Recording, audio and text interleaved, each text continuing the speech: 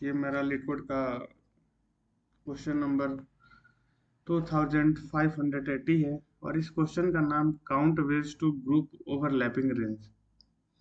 तो इस क्वेश्चन में हम देखेंगे पहले अपने क्वेश्चन को एंड उसके बाद अपना अप्रोच बिल्ड करेंगे एंड उसके बाद अपना हम कोड को देखेंगे।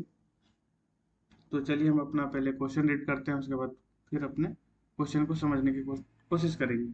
ठीक है। तो यहाँ इस क्वेश्चन में लिखा हुआ है you are given a two D integer array range. Two D integer नाम का टू डी एरे है और वेयर जहाँ पे जो ith एलिमेंट है वो स्टार्टिंग एंड एंडिंग टाइम दिया हुआ है donated by the integer all between starting and start and and. Included है स्टार्टिंग और एंडिंग पॉइंट। ठीक है। एंड इसको इस जो हमारा इंटीजर दिया, टू डी इंटीजर जो दिया हुआ है उसको दो ग्रुप में स्प्लिट करना है कि इसके दो रूल दिए हुए हैं कि each range belongs to exactly one group. ठीक है। And any two overlapping range must be belong to the same group. ठीक है।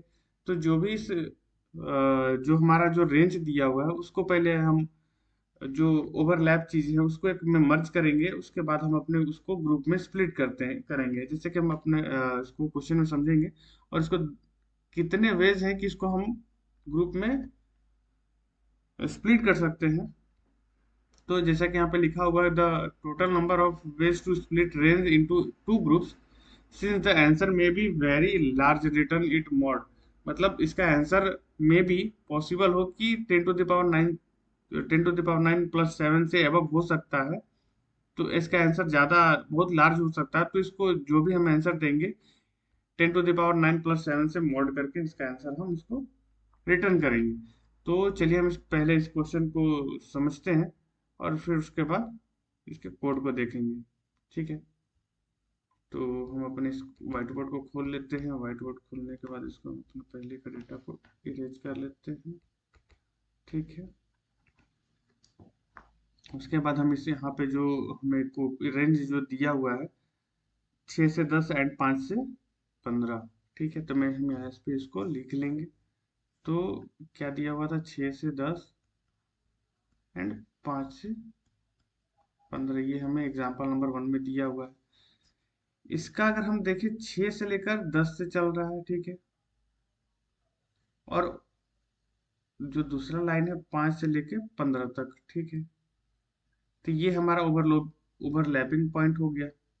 तो मतलब कि हम अगर हम 5 से लेकर अगर 15 तक भी अगर बोले तो इसमें कोई इशू नहीं होनी चाहिए। या तो इस लाइन को बोले ये लाइन इसका सबसेट होगा। ठीक है। तो हम इसको एक एक लाइन कंसीडर कर सकते हैं, मतलब एक ग्रुप कंसीडर कर सकते हैं, एक रेंज कंसीडर कर सकते हैं, जैसे कि 5 से लेकर 15 भी हम लिख दें इस चीज को तो हमें कोई इशू नहीं होनी चाहिए। ठीक है।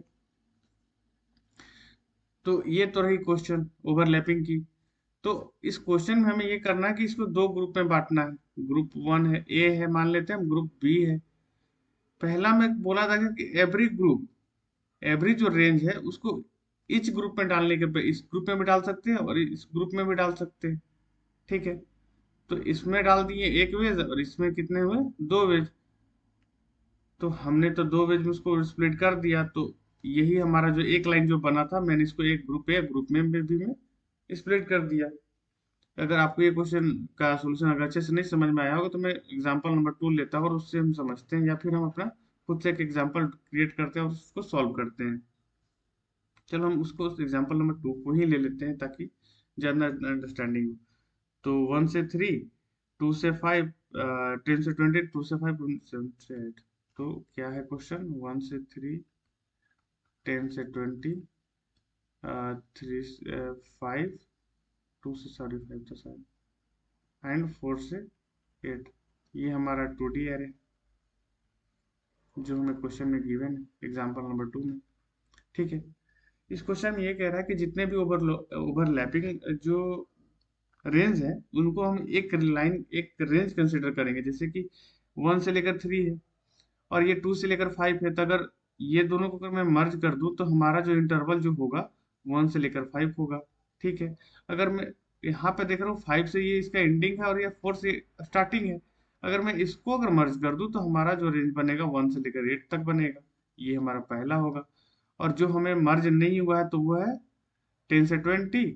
और एक हमारा जो क्रिएट हुआ है से 1 से लेकर 8। और यही यही जो दो रेंज हमारा है, जो एक्चुअल रेंज तो हमारा दोनों यही है। अगर मैं 10 टू 20 लिखूं या फिर 1 टू 8, या 1 टू 8 मतलब ये 2D एरे लिखूं या फिर ये लिखूं, बात तो दोनों सेम है, बट इसमें इंटरवल ज्यादा है तो हमें ये कंसिडर नहीं करना है। हमें इस क्वेश्चन में दिया हुआ कि ओवरलैपिंग को कोलैप्स कर देना है। तो हमने कोलैप्स करके 1 टू 8 कर दिया, एंड जो हमारा दूसरा रेंज है 10 टू 20 हुआ। ठीक है। अगर यहाँ तक क्वेश्चन समझ में आ गई तो उसके बाद हम अब आगे फॉरवर्ड करते हैं। और इस क्वेश्चन में यह बोला गया है कि इसको दो ग्रुप में स्प्लिट करना है, group A and group B. ठीक है। स्प्लिट करते हैं। तो पहला जो हमारा जो दिया हुआ है इस क्वेश्चन में लिखा हुआ था, जो कंडीशन होना चाहिए, each range belongs to exactly one group. ठीक है। हमें क्या पता है कि इस ग्रुप को हर ग्रुप ये जो हमारा रेंज है, जो हमने कैलकुलेट करा, ये जो हमारा रेंज है, जितने भी हमारे पास रेंज आए फाइनल इंटरवल मर्ज करने के बाद, उनको उनके पास दो ऑप्शन है, या ग्रुप ए में जा सकते हैं या तो ग्रुप बी में जा सकते हैं। ठीक है। ठीक उसी प्रकार जो हमारा दूसरा इंटरवल है, इसके पास भी कितने ऑप्शन है? एक ऑप्शन एंड दो ऑप्शन, मतलब दो जगह जाने का ऑप्शन है। तो मतलब नंबर ऑफ वेज कितने हुए? एक हुए, दो एंड तीन, ये चार। मतलब अगर हमारे पास अगर दो इंटरवल है तो इसके वेज कितने हुए? चार। अगर हमने फर्स्ट में देखा था, जब एक इंटरवल हमारे पास जो बचा था उसके एक वेज थे, सॉरी दो वेज थे। मतलब इससे तो हमें ये कंक्लूड जरूर होता है, ये चीज समझ में आनी चाहिए कि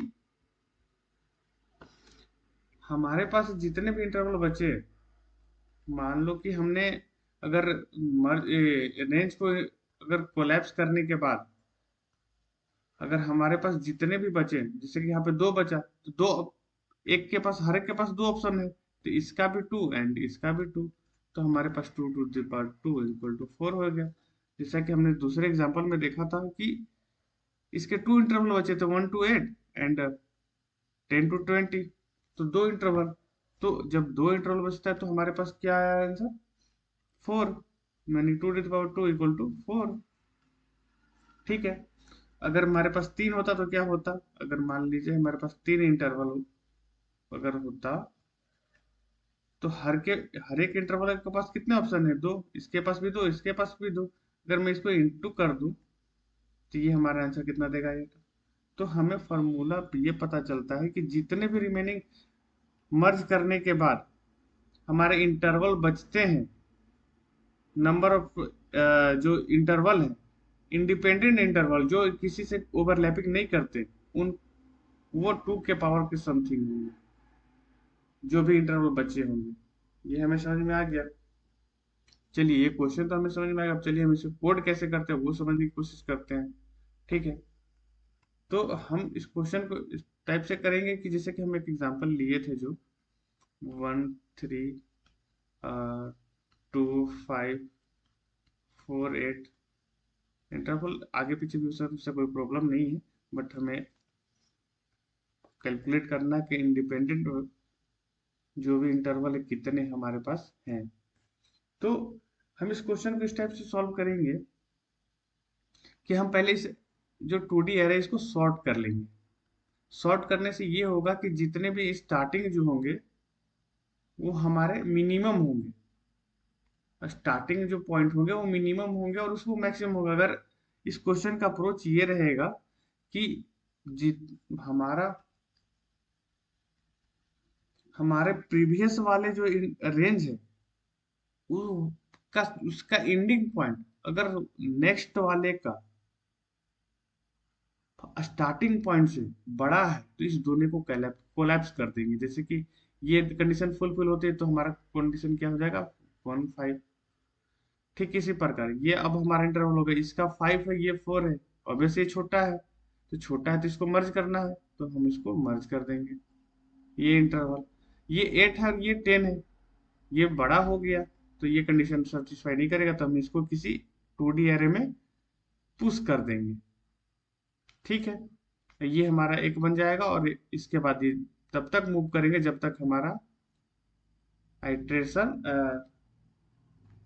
2D इंटीजर के बाहर ना हो जाए। ठीक है, तो और वो करने के बाद हम उसको क्या करेंगे, टू जितने भी हमारे पास साइज ऑफ, जितने भी हमने रेंज को अपने 2D एरे में जो पुश करा है, जो हमने जो आंसर नाम से जो बनाएंगे, उसको मैं मान लीजिए कि हमारे पास उसका साइज n आया, तो मैं 2 to the power n करके उसको रिटर्न कर दूंगा, वो हमारा आंसर हो जाएगा। अगर आपको अप्रोच समझ में आ गई तो चलिए हम इस अपने कोड की तरफ चलते हैं और कोड की तरफ से समझते हैं। ठीक है, तो यहाँ पे मैंने एक मॉड नाम का इंटीजर लिया, 10 to the power 9 + 7, जो हमें मॉड करना पड़ सकता है, क्योंकि क्वेश्चन में मेंशन ऑलरेडी मेंशन किया गया है कि मे बी ये पॉसिबल है कि इसका आंसर जो है वेरी लार्ज हो सकता है, तो आप इसको मॉड से डिवाइड कर सकते हैं, मॉड कर सकते हैं 10 to the power 9 + 7 से। ठीक है, मैंने n निकाला, जो हमारा जो 2D एरे दिया हुआ है नम्स, उसका साइज निकाला, फिर मैंने उसको सॉर्ट करा। ठीक है, यहाँ तक आपको समझ में कि मैंने एक टेम्पोररी 2D एरे लिया आंसर नाम का, और मैं उसमें उसको स्टोर करता जाऊंगा। हमारा अप्रोच ये है कि मैं उस लूप, जो हमारा जो नम दिया उसको मैं आइटरेट करूंगा, उसमें जो पहला एलिमेंट होगा मैं उसको स्टोर कर लूंगा ए में, एंड सेकेंड को बी में स्टोर कर लूंगा, उसके अंदर मैं एक वाइल लूप चलाऊंगा। ठीक है, मैं कंडीशन ये डालूंगा कि आई ऑलवेज छोटा होगा एन से, एन क्या है हमारा नम ऑफ साइज। ठीक है, तब तक आइटरेट करूंगा बी, और बी बड़ा हो या इक्वल हो कौन से वाले नंबर से, जो आगे वाले जो नंबर का जो स्टार्टिंग है उससे अगर बड़ा है प्रीवियस वाले नंबर से या इक्वल है, तो मैं उसको आगे इन्वर्ट कर दूंगा और ए में स्टोर कर दूंगा वो स्टार्टिंग पॉइंट का मिनिमम, और मैक्स स्टोर कर दूंगा एंडिंग पॉइंट का, रेंज का एंडिंग पॉइंट। ठीक है, और मैं उसी लूप को आइटरेट करते जाऊंगा। ठीक है, और मैं बाहर आने के बाद में, क्योंकि एक लूप आइटरेशन आगे चल गया होगा, तो मैं आई से एक माइनस कर दूंगा, फिर उसके बाद मैं इसको आंसर में पुश कर दूंगा। आई होप कि यहाँ तक आपको समझ में आएगी। चलिए ठीक है, मैं यहाँ पे एक लॉन्ग लॉन्ग करके मैंने ले लिया हूँ, ताकि मैं उसको कैलकुलेट कर सकता हूँ। तो मैंने एक पी इंटीजर नाम ले लिया, अगर मैं इसको इंट भी ले लूँ तो कोई इशू नहीं हो सकता है। ठीक है, मैंने इसको इंट कर दिया, और मैंने एक लॉन्ग ले लिया, लॉन्ग लॉन्ग इंटीजर ले लिया, ताकि मैं अगर मल्टीप्लाई करूँ तो वो इंटीजर के रेंज से बाहर चल जाए, इसलिए मैंने उसको लॉन्ग लॉन्ग इंटीजर ले लिया।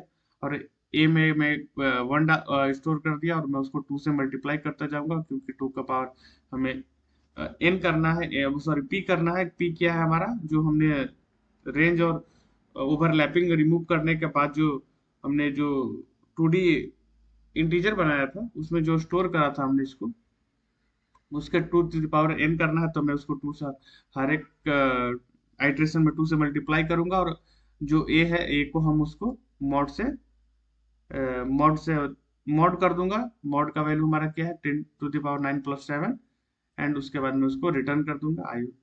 और ये रहा हमारा सॉल्यूशन। आई होप आप इस कोड को समझे होंगे। तब तक के लिए इस कोड पर बस इतना ही, तब तक मिलते हैं नेक्स्ट वीडियो में, तब तक के लिए जय हिंद जय भारत।